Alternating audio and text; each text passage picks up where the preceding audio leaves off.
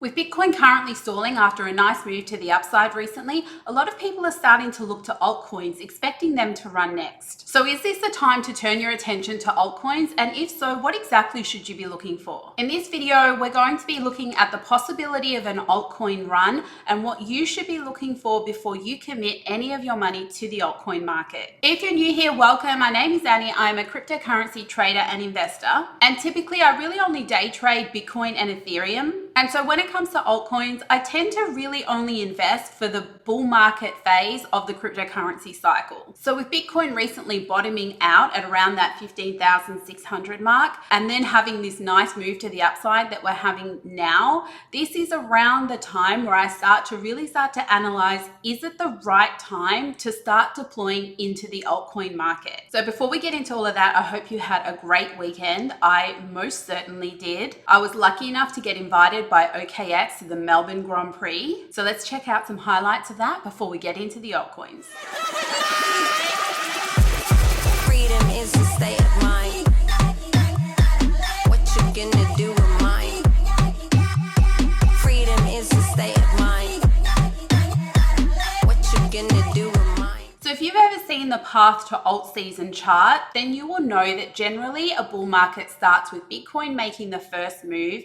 Then the money shifts into Ethereum. Then it goes from large caps to medium caps to small caps. So with Bitcoin currently being at around 28,000 after hitting a low in November of 15,600, it's starting to look like a lot of people are trying to front run that end result and starting to look at some really low cap coins to invest in now, which could actually turn out to be a really big mistake. There are certain conditions that need to be met before investing in altcoins should even be a consideration. And we're going to go through that in this video. So be sure to smash up that like button as it really does help the YouTube algorithm, and consider subscribing if you're not already subscribed for regular cryptocurrency trading updates. Now let's get into it. So before we can even consider what the altcoins are doing, we need to have a really clear understanding of where Bitcoin is at the moment. And as we can see here, we've had a number of attempts at around that 28,000, 29,000 level. We've rejected with a fair few wicks a number of times,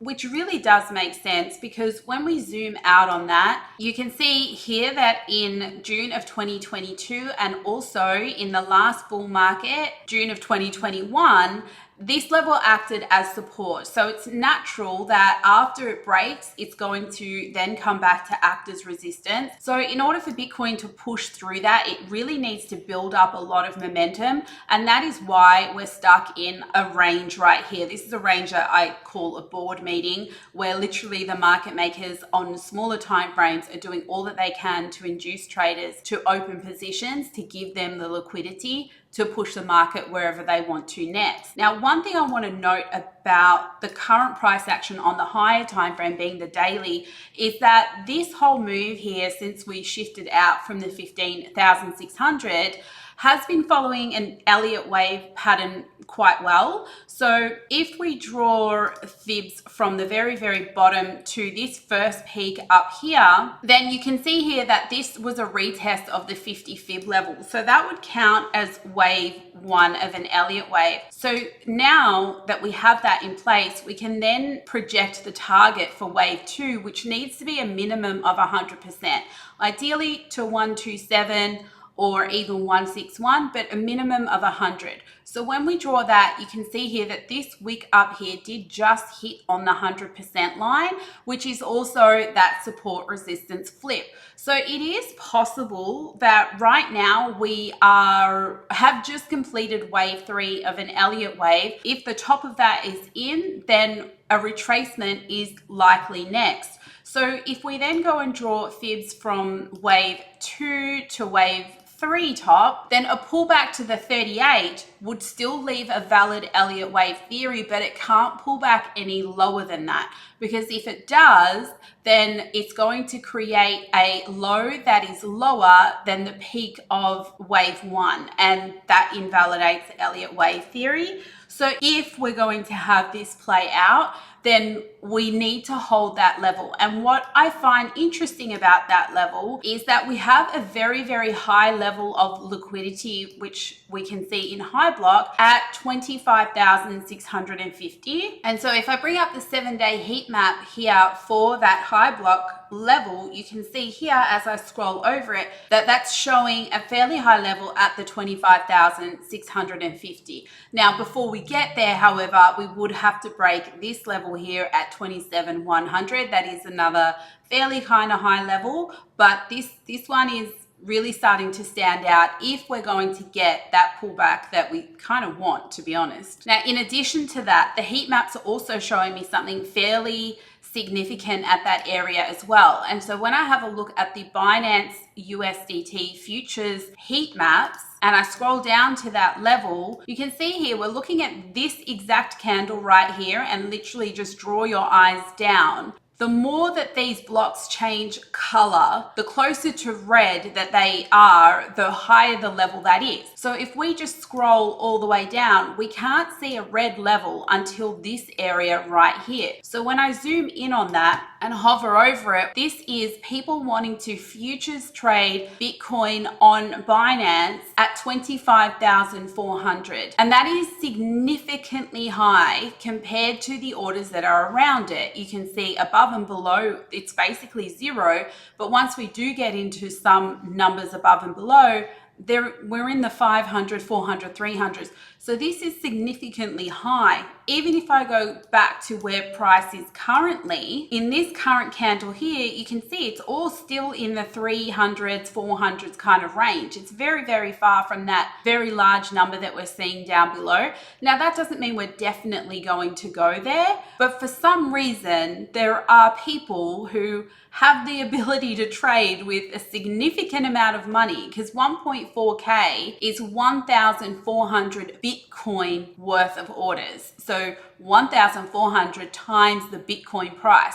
So that's a significant amount of money when you do the math on that, waiting for price down there. And you have to wonder, because it's been sitting there for a week now, what do they know that we don't? Now, sometimes those orders can be there as a trick, and sometimes they can just disappear. So it is something I'm monitoring for now. But other than that, I'm not seeing significant orders that stay there. I do see orders that flash on and off, like we've got this 760 at 27,950. A couple of these 800s, they only just showed up now at 27,200 and 27,000. So yeah, it's something you need to keep an eye on. But the interesting thing about that number is that it falls in line with just above what would be the top of wave one of the Elliott wave. And then in addition to that, we can also have a look at spot charts in heat maps, because spot charts is you tend to think that's investors, right? In perpetual contracts is day traders. They don't tend to hold for too long. But when we're having a look at spot charts, that's people who are actually looking to buy the actual asset and potentially hold onto it. So if we go to Coinbase, where a lot of people invest in cryptocurrency, then we can see here that the highest level that we have is 128 at 25,000. Now, granted, that has lightened off. So you can see previously it was sitting at 197, 198 in the red line there. It's now turned blue, meaning some of those orders have been pulled, and we're now sitting at 127. So again, it's still something to monitor, but the fact that that also lines up in this area, which would be a retest of this wave up here. If all of that were to happen, so if Bitcoin was to come down, retest this area, and then go up for the final wave, that's what we should expect to happen next, because Elliott wave has 5 waves. So we would end up having wave 1, 2, 3, 4, and 5 would complete it. So targets aside for Bitcoin, if that were to happen, because we're talking about the potential of investing in altcoins, that also gives you a heads up that if we were to come back for that retracement, which by the way would also be a retest of the 50 EMA on the daily time frame, which is a bullish sign as long as it stays above there, or it acts as some sort of support, then that could be the time to get into the altcoins that you are potentially interested in investing in. So step one is to know where you are in Bitcoin. Now, hopefully we've covered that and you do know where you are in Bitcoin. We can now move on to have a look at some altcoins.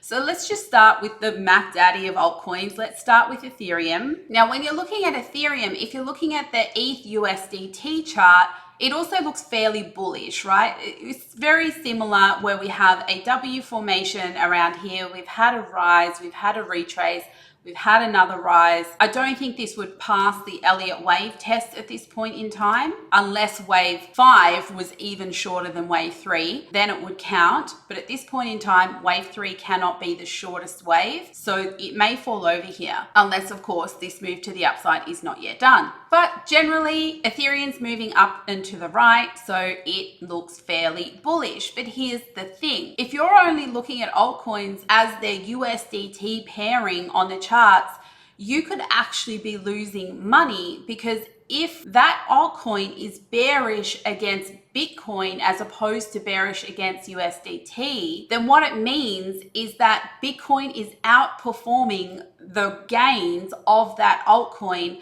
and therefore you're better off. If you were wanting to be in cryptocurrency, you are better off just being in Bitcoin than in any altcoin. So it's really, really important that you don't just look at USDT charts, because whilst you might be making some money as it moves to the upside, you actually have an opportunity loss, because if Bitcoin is performing better, then there's more money to be made in Bitcoin. So what we actually want to do with Ethereum is we want to not have a look at the USDT chart. We want to have a look at the ETH BTC chart. And again, because I'm talking long-term investing, I'm really only considering the daily time frame for this. And what I'm looking for is a bottoming out of the Bitcoin pair. So I want to see it bottom out. I want to see it settle, and I want to see some sort of chance of a potential change in trend. So when I have a look now at Ethereum, you have a look from back here, which is September 2022, we've been in a downtrend. So you have actually lost value holding Ethereum against Bitcoin,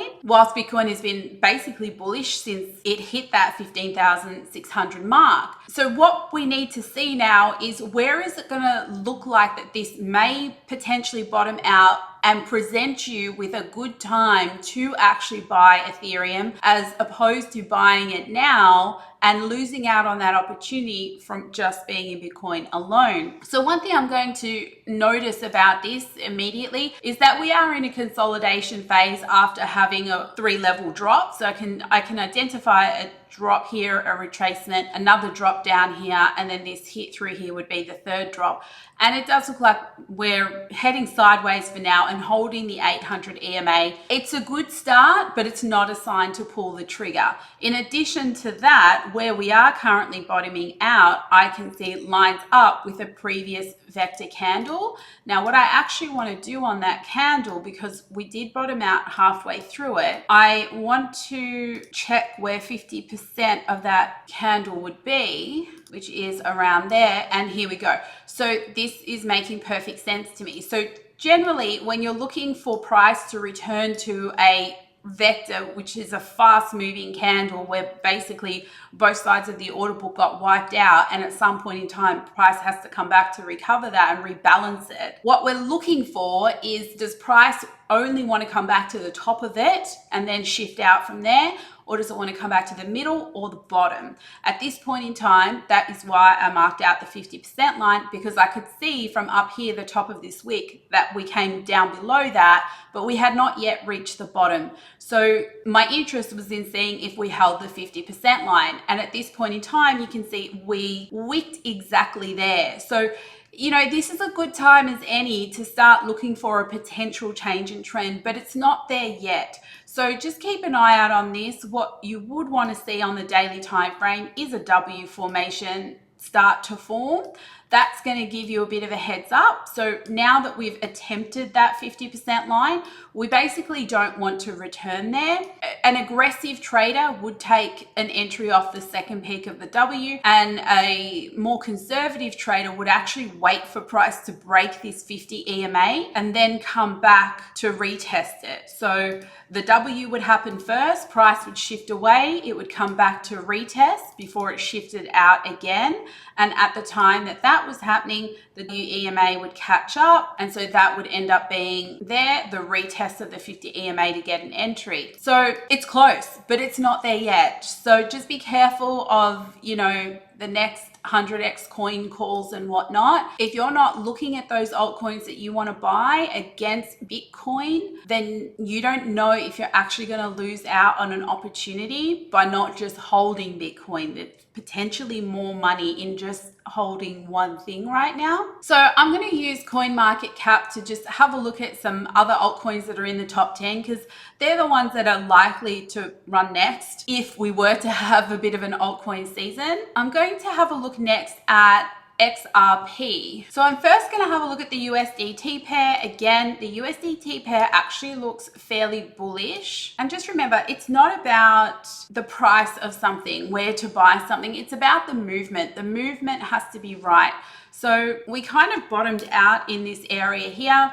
We broke through it with quite high volume, which also broke the 50 EMA. We've had this run up to the 800 EMA, and now looks like it's potentially coming back for a retest of any of those EMAs. So the USDT pair on its own, it's looking great. It looks fairly bullish, but how does it compare against Bitcoin? Now, I actually have been watching the XRP Bitcoin chart myself because it is a altcoin that I hold. And what you can see here is that after this M formation here to the top, we've had a drop down through here. We had a retrace, and then we've bled out for quite a bit, had a retrace, and now we're looking like there's a potential change in trend here, which is a V-shaped recovery rather than a W formation, but there may be a W on a lower time frame. It has broken the 50 EMA with a fair amount of volume, but now this needs to be retested and hold in order for this to be bullish against Bitcoin and worth buying. So what you're looking at here again is still just this vector candle right here, because that's the most recent vector candle to the upside that has not yet been recovered. And that's what we would expect in a retracement. Now, if I draw fibs through that area just there, we can see that that vector candle runs between the 61.8 and the 38.2 fib level. So it is a great area for a retracement. In addition to that, you can see the 50 EMA is around about the middle of it. The 50 EMA on my charts is always the blue one. So it really is a very good significant area. If we come back to around the 50 EMA and hold that level, then we're going to have a good fib level retrace. We're going to have around about a 50% mark of the vector candle recovery, and we're going to have a 50 EMA. So that's what I would be watching out for XRP if you are wanting to get into it. Of course, what would invalidate that would be if we broke below those levels. So again, it doesn't matter the price, the EMAs are going to move as more candles get created. So it's not about that. It's about the recovery of a fast moving candle being a vector candle. So we want to see how much of this gets recovered. And if it recovers 100% of it, but creates a higher low, that's still going to be fine. We just don't really want to see it break below, because if it does, we then need to look to the next unrecovered vector candle and just start the process all over again. So XRP, you know, at this point in time, it's showing potential. It needs to prove itself with that retest of that zone. But other than that, it's showing potential. And the next one on the list is going to be ADA. So again, we'll look at the USDT pair first, because the perfect mix of everything is to have Bitcoin bullish, the USDT pair bullish, and then the Bitcoin pair bullish. If you get all of that, then we're in a good position. So we definitely need to have a look at the USDT pair first before we even bother having a look at the Bitcoin pair. Now here we can see again that if I zoom out on this, again, I'm only worrying about the daily time frame, that we had a really long prolonged period of a downtrend Looks like we bottomed out here with a little bit of a final damage W formation. We've had one move to the upside with a retrace, and we're currently in the second. One word of warning about this, however, is that at this point in time, there are 2 rejections off the 200 EMA. So that is something to note, because sometimes if it cannot break that 200 EMA, then the move to the upside is over. So you're really hoping that we break that next. However, at this point in time, it's moving up and to the right. So we're good to now go ahead and have a look at the BTC pair to see, like, is this worth our time right now? And see, now we hear a little bit of a different story when we have a look at the BTC pair. It's extremely bearish, big wicks off the EMAs there, still lower highs, still lower lows. It's not looking great. Immediately I can identify a peak formation M here with a drop, retrace, drop, retrace, drop. Is it about to change trend? Potentially, but it's not there yet. So there is potential for this right here to maybe come back and create that second side of a W. And if it does do that, then we would expect it to break this 50 EMA next. And then if it does do that, we would expect it to retest next. So again, aggressive entry is second peak W, conservative entry is retest of the 50 EMA. These things are worth keeping an eye on in case they soon meet the credentials to invest, but they're not ready to invest, in my opinion, yet. They still have to meet the criteria.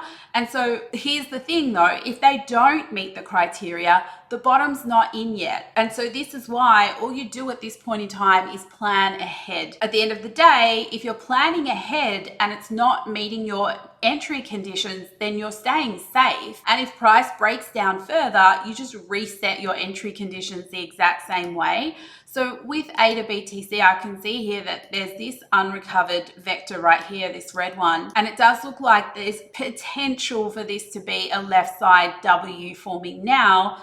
Being the daily time frame, it's going to take weeks for the other side to form if it does. But this is a fairly decent sign because a left side of a W, the inside left side of that W, I would expect usually to come back to a vector and often the 50 EMA. So this is the start of something potentially good, but it's not there yet. In order for this to complete a W, what I would be looking for now is for this right here, for price to not really enter back in here unless it entered, with a wick and straight back out, because what's happened here with this fast green candle to the upside, they've trapped traders. So if price were to come back into that zone, they're going to release those traders. And the only reason you would release traders is because you want to continue to the downside. So you've trapped traders here to shift then away. They often return, which creates a second side of the W, but they don't return to the exact same level. So if this does turn out to be the left side of a W, if price does come back to return, you would expect it not to go lower than these candles right here. Keep clear of this trapped trader zone and then shift out. So that's what I would be watching for on ADA. And again, this is an aggressive entry that can fail because you might get the W wrong. It might not be that. At the same time as that happening, it could be that this is another retracement to the 50 EMA before another massive leg down, because you can see 50 EMA rejection, 50 EMA rejection, 50 EMA rejection. So, we've rejected it a lot, and that's the risk you take when you want to be an aggressive trader. Sure, you get the better entries, but you may be wrong more often. And at the end of the day, if your risk to reward allows you to do that, then who cares? You can still be profitable and be wrong very often. So that's the thing. But if you don't want that, then you would wait for the conservative entry, which is let the W prove itself. It's proven itself once it breaks the 50 EMA with strength and then comes back to retest it. So that could be another month away because we are talking daily time frame, but worth keeping an eye on, worth having alerts set for. And the final one I'm going to look at is Doge, because Doge has, obviously had a lot of attention lately. I think it's had something like a massive 30% move to the upside or something like that. Yeah, here. So if we have a look at Doge, isn't this interesting? This was an area of interest that I had marked out. I don't even know when, but it would be a long time ago, and silly me didn't put an alert on it, but it's okay because I do spot hold Doge as well. But you can see here that this is a vector, and see how price returned to it. So this is exactly what I'm talking about, that when we have these vector candles, they clear out the order books, and that has to be rebalanced. Otherwise, every time price goes to that zone, it's just going to be a fast move up, fast move down, and it's just going to continue like that the entire time. What rebalances it is consolidation like this. So when it's come back to this zone here, obviously you can see these vector candles all here to the upside, they all got recovered in this long period of consolidation here. But this one down here didn't. So it just means they didn't want lower prices. They didn't need to go all the way back there. They had accumulated and done whatever they needed to in this zone. And this final wick here would have been a final damage to short traders who believed it was going to break potentially a support, or who knows what they believe.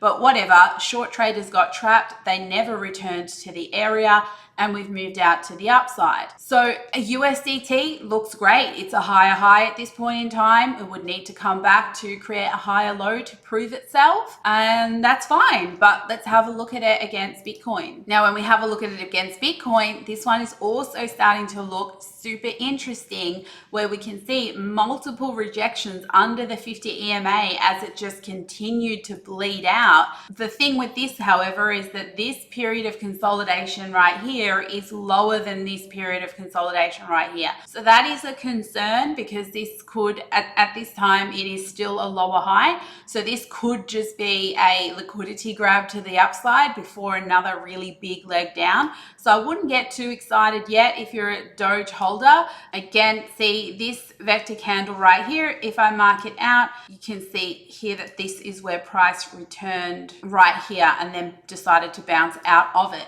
So what would need to happen with Doge Bitcoin now in order to prove itself is this has been a great move here to the upside. It's broken the 50 EMA with strength. It's a good start, but it would need to come back now and retest those EMAs and hold above them or hold around them and create a higher low. Then it's something worth investing in for the long term. And again, talking daily time frames, so this could take, a couple of weeks for it to happen, but it's worth keeping an eye on because there's a potential shift in trend, but it's also at the point that it could fail. So keep an eye on those. Start with the top 10 if you're wanting to invest in altcoins, but just be sure to have a look at them against Bitcoin before you go investing any money, because if they're bearish against Bitcoin and you really want to own some cryptocurrency, you're just better off owning Bitcoin, quite frankly. And on that note, if you are looking for somewhere to invest in cryptocurrency or to trade it, I use OKX. It is my preferred exchange. I've been trading on there for a really long time. I can spot buy on there. I can leverage trade on there. I can use earn programs. They have so much available. So be sure to check them out. There is a link in the description of this video. It does get you 15% discount off your trading fees, which really does add up over time. So be sure to grab that link if you are looking for an exchange to trade on. And finally, if you are interested in staying up to date with all of my trades as well as what I'm investing in, be sure to hit subscribe if you're not already subscribed. Smash that like button to help me get this video around the internet, and also leave me a comment down below and let me know your thoughts on the altcoin market. See you next time.